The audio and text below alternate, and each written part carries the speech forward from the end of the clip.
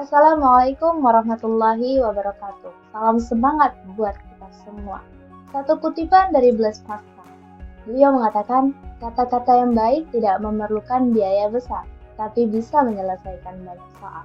Dari kutipan ini kita belajar bahwa jika kita dihadapi oleh suatu persoalan atau masalah, maka yang perlu kita ingat adalah berkatalah dengan baik, bukan berkata dengan tidak baik. Karena itu akan membuat masalah akan semakin kompleks, bukannya terselesaikan.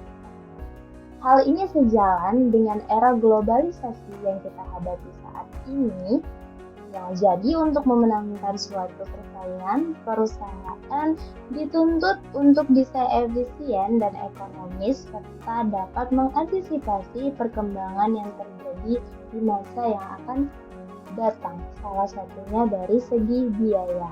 Nah, sesuai dengan pembahasan kita hari ini, perusahaan harus tahu perihal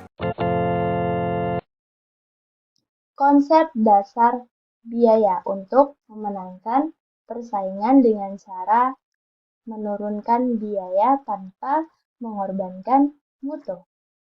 Baiklah, sebelum kita lanjut ke pembahasan berikutnya, perkenalkan nama saya Kartika Effendi, NIM 19651-023 dari kelas 7A Akuntansi Manajerial. Oke, kita ke slide berikutnya, yaitu pengertian biaya. Biaya adalah kas atau nilai ekuivalen kas yang dikorbankan untuk mendapatkan barang atau jasa yang diharapkan memberikan manfaat saat ini atau di masa yang akan datang bagi entitas bisnis. Kenapa dikatakan ekuivalen kas? Karena sumber non-kas dapat ditukar dengan barang atau jasa yang digunakan. Sebagai contoh adalah menukar peralatan dengan bahan yang digunakan untuk produksi. Nah, pada perusahaan yang berorientasi laba, manfaat masa depannya berupa pendapatan. Sekarang adalah objek biaya. Objek biaya adalah tempat di mana biaya atau aktivitas diakumulasikan atau diukur. Nah, objek biaya dapat digunakan untuk menelusuri biaya, menentukan seberapa objektif biaya tersebut dapat diamalkan, dan seberapa berarti ukuran biaya yang dihasilkan. Contoh dari objek biaya yaitu produk, produksi, departemen, proyek, tujuan strategis, kontrak, pesanan pelanggan, dan lain sebagainya. Next, keakuratan pembebanan. Keakuratan adalah suatu konsep yang relatif, jadi harus dilakukan dengan wajar serta secara logis terhadap penggunaan metode pembebanan biaya. Nah, tujuannya adalah untuk mengukur dan membedakan biaya terhadap sumber daya yang dikonsumsi oleh objek biaya tersebut.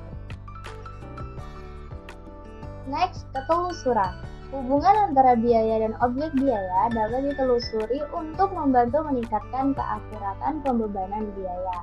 Nah, biaya terdiri dari biaya langsung adalah biaya yang dapat ditelusuri secara fisik ke produk atau jasa tertentu. Contohnya biaya gaji, biaya material, dan lain sebagainya. Yang kedua adalah biaya tidak langsung. Biaya yang tidak dapat ditelusuri ke produk atau jasa. Contohnya asuransi, sewa kantor, dan lain sebagainya. Sekarang kita berada di metode penelusuran. Yang pertama, metode langsung. Metode langsung adalah proses pengidentifikasian dan pembebanan biaya yang berhubungan dengan suatu objek biaya. Nah, penelusuran ini biasanya dilakukan melalui pengamatan secara fisik. Sebagai contoh, penelusuran biaya penggunaan roda, suku cadang, dan upah tenaga perakitan dalam menentukan biaya produksi mobil. Metode yang kedua adalah metode penggerak. Nah, dalam metode ini menggunakan penggerak untuk membebankan biaya pada objek biaya. Contohnya, membebankan biaya kegiatan pemeliharaan pada objek biaya departemen produksi dapat menggunakan jumlah jam pemeliharaan. Next, biaya produk dan jasa. Terbagi menjadi dua, produk dan jasa ya. Produk berwujud adalah barang yang dihasilkan dengan mengubah bahan baku melalui biaya tenaga kerja dan input modal pastinya. Yang kedua, jasa adalah aktivitas yang dilakukan pelanggan melalui fasilitas organisasi atau orang lain. Adapun perbedaan jasa dari produk berwujud, yang pertama dari ketidakberwujudan jasa itu sendiri, yang kedua tidak tahan lama. Biasanya jasa ini jangka pendek, kalaupun ada yang jangka panjang itu jasa-jasa tertentu aja, misalnya outsourcing. Yang ketiga tidak dapat dipisahkan. Jadi pada jasa ini ada kontak secara langsung, dan yang terakhir adalah heterogenitas. Jadi penawaran terhadap jasa ini banyak sekali ya, dari berbagai macam bidang. Next, mengenai biaya yang berbeda untuk tujuan yang berbeda. Biaya produk adalah pembebanan biaya yang mendukung tujuan manajerial yang spesifik. Jadi biaya produk tergantung pada tujuan manajerial yang sedang ingin perusahaan capai. Selanjutnya, yaitu biaya produk dan pelaporan keuangan eksternal yang terdiri dari dua kategori. Yang pertama biaya produksi dan yang kedua biaya non-produksi. Biaya produksi adalah biaya yang berkaitan dengan proses pembuatan barang atau jasa. Biaya produksi terdiri dari tiga komponen. Yang pertama adalah biaya langsung, yaitu biaya bahan yang menjadi bagian produk atau bahan dalam penyediaan jasa, contohnya kayu pada lemari. Kemudian yang kedua biaya tenaga kerja langsung, merupakan biaya gaji karyawan produksi atau penyedia jasa, contohnya koki di restoran. Dan yang ketiga adalah biaya overhead, merupakan biaya produksi selain bahan langsung dan tenaga kerja langsung, contohnya bahan bakar mesin. Kategori yang kedua tadi adalah biaya non-produksi. Biaya non-produksi ini berkaitan dengan penjualan, pemasaran, administrasi, dan jadi biaya non-produksi terdiri dari biaya penjualan, merupakan biaya yang dikeluarkan untuk memasarkan dan mendistribusikan barang kita.